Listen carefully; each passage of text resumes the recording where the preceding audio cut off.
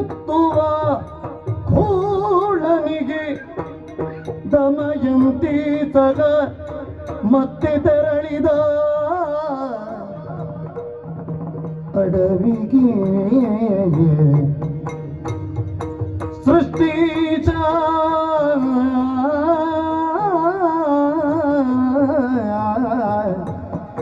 ಕೇಳೋ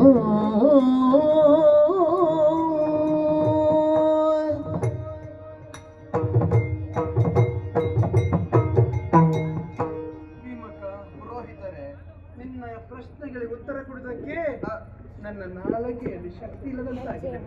ಯಾಕೆ ಸ್ವಾಮಿ, ಏನಾಯಿತು? ನಡೆದ ಘಟನೆಯನ್ನು ಎನಿಸುವಾಗ ಮನಸ್ಸಿಗೆ ಭಯವಾಗುತ್ತಾ ಇದೆ, ನೋವಾಗುತ್ತಾ ಇದೆ. ಘಟನೆ? ಹೌದು.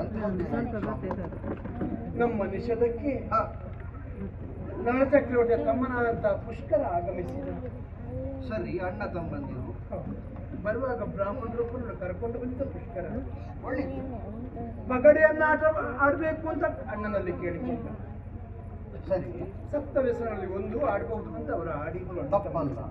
ಸರಸಕ್ಕಾಗಿ ಆಡಿದ್ರು.